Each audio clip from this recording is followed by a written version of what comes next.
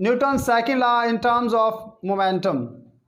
ये एक short question है, पेपर में आ जाता है, तो आपने इसको अंडरस्टैंड करना है कि Newton second law in terms of momentum में क्या बताता है कि जब न्यूटन का जो सेकंड लॉ है जो कि F इक्वल m के बराबर है, वो मोमेंटम में कैसे उसको एक्सप्रेस करते हैं।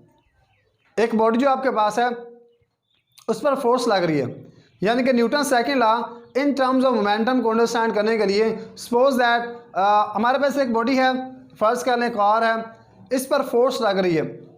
तो आपको पता है न्यूटन सेकंड लॉ क्या कहता है कि जब एक बॉडी पर फोर्स लगती है और बॉडी पर जब फोर्स लगती है तो उसका जो मोमेंटम है, जो उसका एक्सेलरेशन है, वो इंक्रीज हो जाता है, क्योंकि हमने पढ़ा है force is directly proportional acceleration, कि जितनी ज़्यादा फोर्स होगी उतना ज़्यादा एक्सेलरेशन होगा। तो जब इस पर फोर्स लगती है तो उसमें डेफिनेटली क्या हो जाएगा, एक्सेलरेशन पैदा हो जाएगा। और इसी तरह हमने देखना है कि इसका मोमेंटम के लिहाज से क्या इसका इफेक्ट है, क्या न्यूटन सेकंड लॉ का रिलेशन मोमेंटम के साथ क्या है। अब वो गाड़ी क्या कर रही है, मूव कर रही है, क्योंकि उस पर फोर्स लगी है, उसमें एक्सेलरेशन पैदा हुआ है और वो मूव करके जा रही है। जब फोर्स लगा रहे थे हम स्टार्टिंग पॉइंट पर, वहाँ पर उसकी जो वेलोसिटी थी वो क्या थी, इनिशियल वेलोसिटी थी। इसी तरह जो फाइनल पॉइंट है जहाँ पर जाके गाड़ी रुक गई है या फोर्स लगानी हमने बंद कर दिया है, उस पॉइंट पर जाके उसकी जो वेलोसिटी है उसे हम क्या कहते हैं, फाइनल वेलोसिटी। तो फाइनल वेलोसिटी को VF से डिनोट करते हैं और इनिशियल वेलोसिटी को VI से।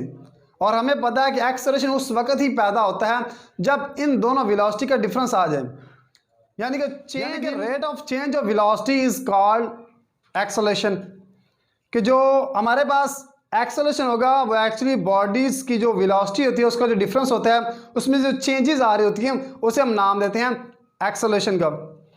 तो momentum in terms of acceleration क्या होगा या सेकंड लॉ क्या होगा, तो उसके मुताबिक है the rate of change of momentum is equal to the applied force on that body which we are observing.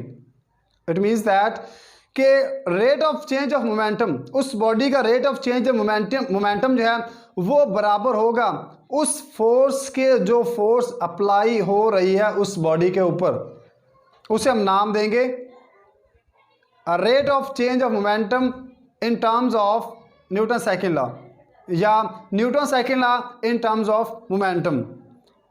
तो अगर उस बॉडी पर मोमेंटम चेंज हो रहा है, उसका जो rate of change of momentum है अब वो बराबर फोर्स का, तो किस तरह से है, तो उसके लिए सपोज दैट कि हमारे पास जो एक्सेलरेशन है जैसा अभी बताया है ये बराबर होता है VF minus VI divided by T।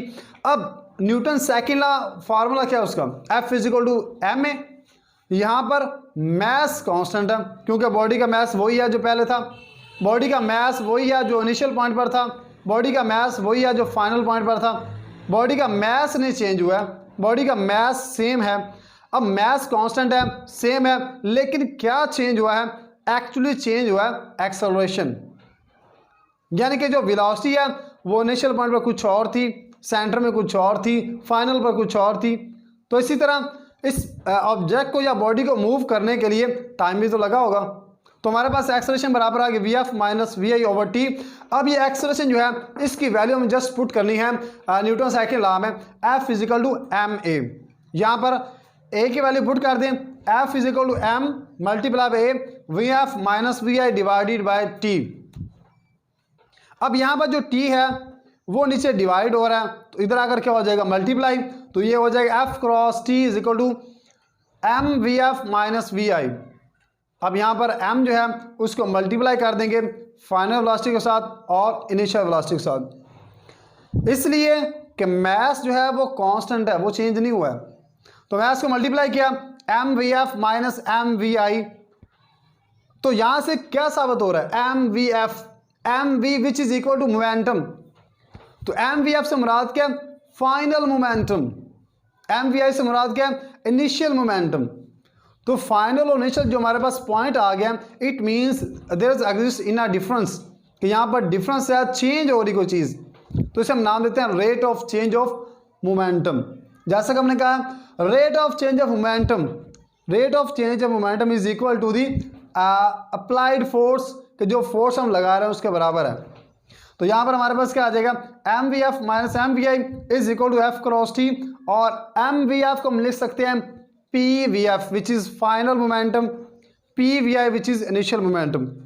तो ये हमारे पास rate of change of momentum आ गया। तो f cross t is equal to delta p, तो इसे हम डेल्टा पी लिख सकते हैं क्योंकि जो मोमेंटम है एक्चुअली वो चेंज हो रहा है, कम या ज़्यादा हो रहा है, इसलिए इसको हम डेल्टा पी लिख सकते हैं। और नेक्स्ट हमारे पास है जो टी है, चूंकि यहाँ पर मल्टीप्लाई है, इधर आकर क्या हो जाएगा, डिवाइड हो जाएगा। तो ये आ गया F is equal to delta P over T. यहाँ पर जो डेल्टा पी है ये चेंज इन मोमेंटम है। एक्चुअली हमने क्या करना है, रेट ऑफ चेंज के लिए हम टाइम को क्या करेंगे, डिवाइड कर देंगे। तो टाइम हमारे पास मल्टीप्लाई है, इधर आकर क्या हो जाएगा, डिवाइड हो जाएगा। एफ बराबर आ गया डेल्टा पी ओवर टी। अब डेल्टा पी ओवर टी क्या है, डेल्टा पी तो है चेंज ऑफ मोमेंटम। अगर टी नीचे आ चुका है इसका मतलब यहां पर रेट भी है। तो जैसा कि डेफिनेशन में हमने कहा था कि rate of change of momentum, तो ये हमारे पास rate of change of momentum आ चुका है। ये हमारे पास चेंज है इन मोमेंटम और नीचे टी का मतलब क्या है, रेट। तो ये क्या होगा, rate of change of momentum is equal to the applied force on a body in that direction which is known that Newton second law in terms of momentum. तो ये हमने देखा, तो ये था हमारे पास Newton second law in terms of momentum के, जो न्यूटन सेकंड लॉ है इन टर्म्स ऑफ मोमेंटम वो ये बता रहा है कि जब एक बॉडी है उस पर फोर्स लगती है, एक्चुअली वो जो फोर्स है वो बराबर होती है rate of change of momentum, उसके बराबर होती है।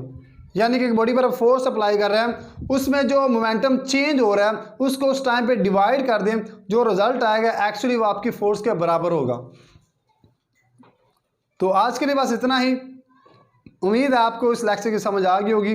अगर आपका कोई क्वेश्चन है तो आप मुझे कमेंट कर सकते हैं, और इसी तरह अगर आप न्यू हैं हमारे चैनल पर तो हमारे चैनल को सब्सक्राइब कीजिए, लाइक कीजिए एंड शेयर कीजिए।